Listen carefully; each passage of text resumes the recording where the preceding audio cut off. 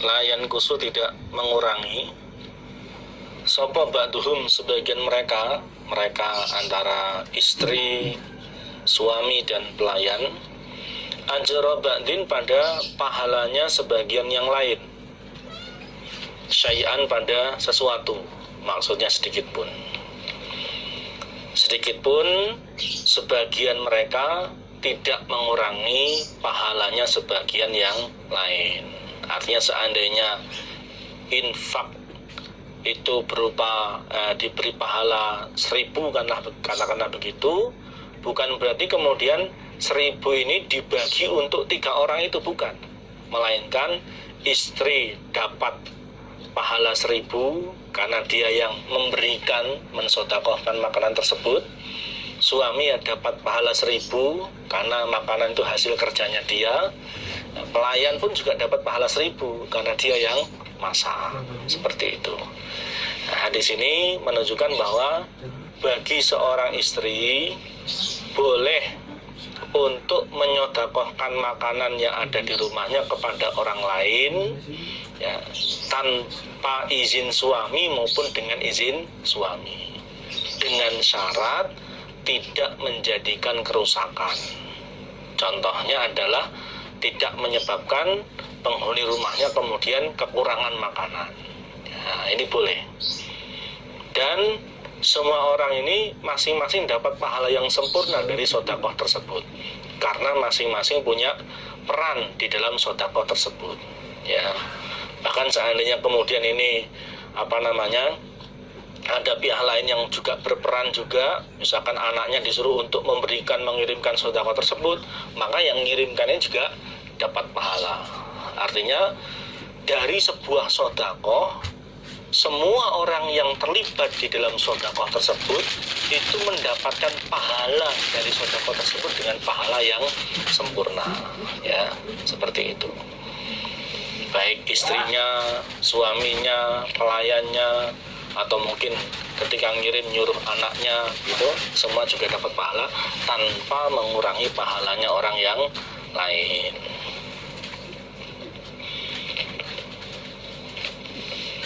Tapi kalau nilai sedekahnya itu besar, maka ya wajib bagi seorang istri untuk izin dulu kepada suaminya. Mungkin mau menyedekahkan perhiasannya kepada orang lain. Nah, ini ya wajib untuk izin kepada suaminya. Kalau nilainya kecil, sedekahnya nilainya kecil, misalkan memberikan beberapa porsi makan kepada orang yang membutuhkan, itu seandainya tidak izin sama suami pun itu boleh. Izin lebih baik. Hadatsana Musa ibn Ismail, hadatsana Wahab, hadatsana Hisham an Abi an Hakim ibn Hizam radhiyallahu an Nabi, dari Nabi sallallahu alaihi wasallam, qala bersabda siapa Nabi, al yadul ulya, adapun tangan yang di atas, maksudnya al-mu'ti, orang yang memberi sedekah, iku khairun, lebih baik, minal yadi, daripada tangan, as-sufla, yang bawah, maksudnya as-sa'il, orang yang minta atau orang yang menerima. Nabi bersabda, tangan yang di atas, maksudnya orang yang memberi, orang yang sedekah, itu lebih baik daripada tangan yang di bawah, maksudnya orang yang minta sedekah atau orang yang menerima sedekah. Maksudnya ya, jika mampu usahakan untuk sedekah kepada orang lain, itu lebih baik daripada kita minta kepada orang lain. Wa beda, dan memulailah engkau di dalam memberikan sedekah kepada orang lain, biman pada orang ta'ulu, yang meramut engkau, artinya menjadi tanggunganmu.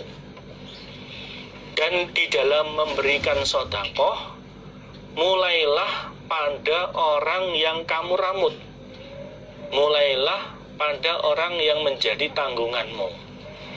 Contohnya seorang laki-laki di dalam memberikan sedekah, ini yang paling awal kepada orang yang jadi tanggung jawab dia, ramutan dia, kepada istrinya, kepada anak-anaknya, kepada keluarganya, kerabatnya, ya, orang fakir miskin yang di sekitarnya. Seperti itu.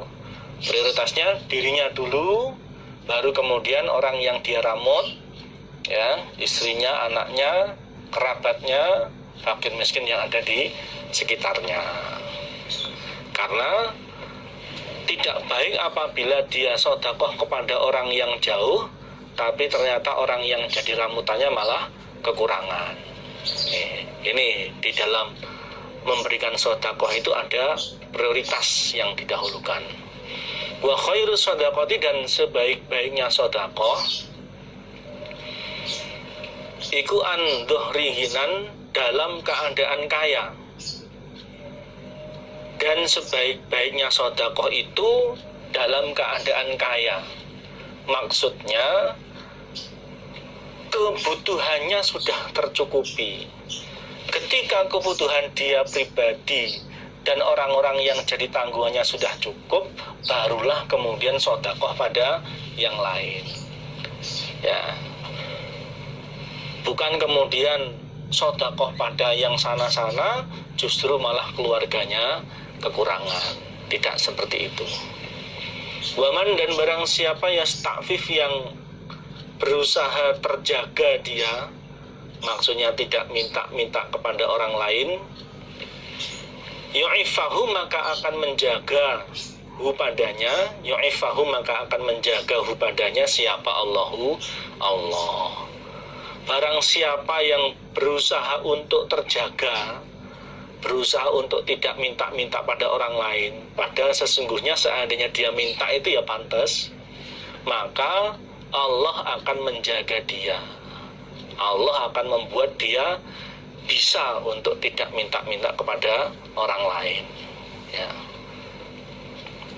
Waman, dan barang siapa yastaghni, yang merasa cukup dia, merasa cukup dengan rizki yang ada padanya, yang dia miliki, tidak minta-minta pada orang lain, yuhnihi, maka akan memberi kekayaan atau mencukupi hi padanya siapa? Allahu, Allah. Barang siapa yang merasa cukup, maka Allah akan mencukupi kepadanya. Maksudnya di sini adalah bagaimanapun keadaan kita, jangan selalu mengandalkan sedekah dari orang lain, apalagi minta-minta kepada orang lain. Kalau ada orang sedekah, ya silahkan diterima, tapi berusaha untuk tidak minta-minta pada orang lain. Sebab apabila kemudian dia sudah berkecukupan tapi terus minta-minta karena sudah menjadi kebiasaan dan karakternya dia, justru malah akan jadi ancaman, seperti yang diterangkan di depan tadi, seperti itu. Waqala, dan berkata siapa? Ka'ab ibnu Malik, salah satu di antara 3 sahabat yang taubatnya karena tidak ikut perang itu ditunda, ya. Setelah 50 malam kemudian Allah paring wahyu kepada Nabi Muhammad bahwa Allah menerima taubat mereka radhiyallahu anhu. Qultu, berkata aku Ka'ab,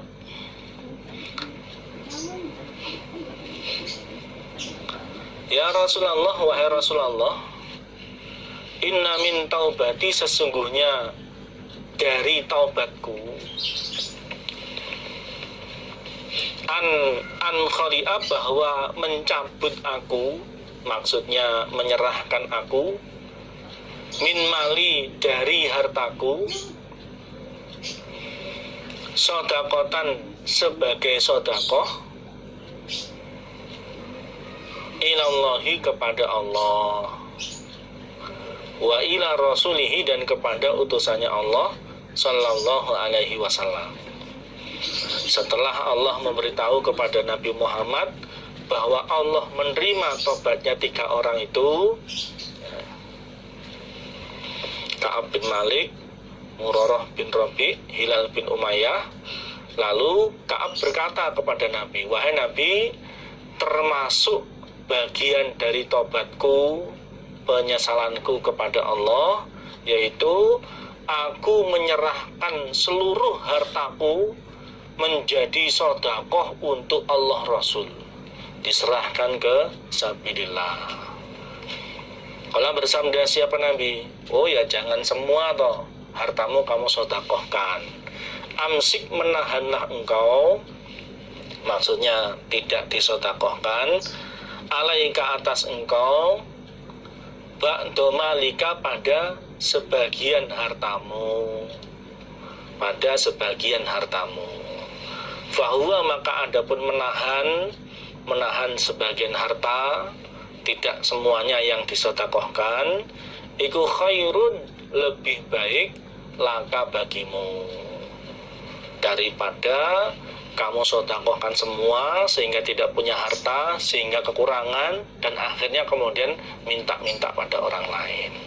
Lalu Nabi bersabda, tahanlah untukmu pada sebagian hartamu, jangan semua hartamu kamu sedekahkan.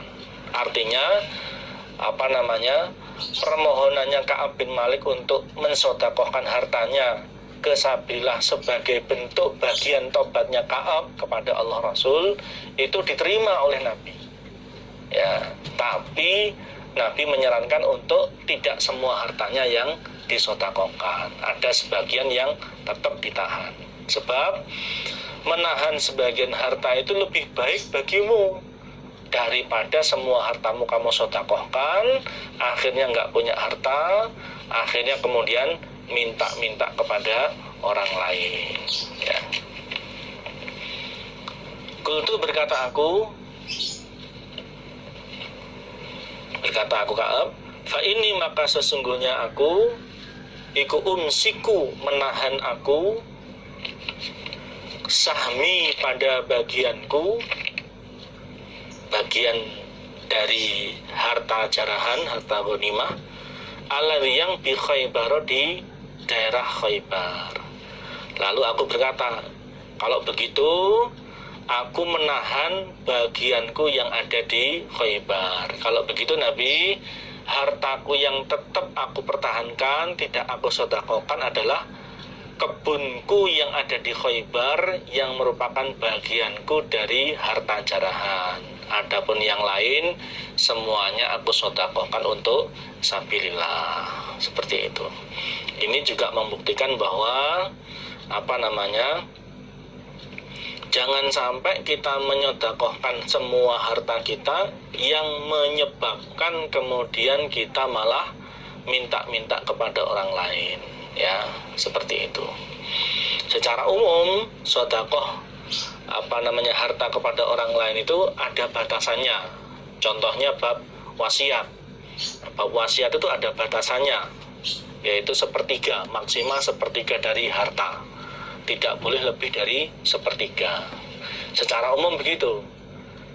Kenapa saya katakan secara umum? Karena ada juga sahabat yang kemudian mensedekahkan harta itu lebih dari sepertiga dan tidak dilarang oleh Nabi. Ya, kenapa? Ya, ada pertimbangan tertentu. Contohnya ini antara Umar bin Khattab sama Abu Bakar. Jadi Umar bin Khattab itu selalu berlomba-lomba untuk mengejar amalnya Abu Bakar. Nah, setiap beramal selalu kalah. Selalu Abu Bakar lebih banyak daripada Umar. Akhirnya suatu saat Umar berkata, aku akan menyedekahkan separuh hartaku untuk sabilillah. Nah, sehingga aku bisa menyalip amalnya Abu Bakar. Perasaannya Umar begitu. Ternyata besoknya Abu Bakar menyedekahkan seluruh hartanya untuk sabilillah. Ya, kalah lagi Umar bin Khattab. Dan itu tidak dilarang oleh Nabi.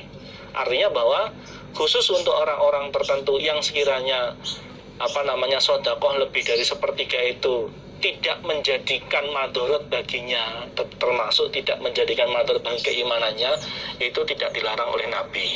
Itu berlaku untuk contohnya Umar bin Khattab sama Abu Bakar.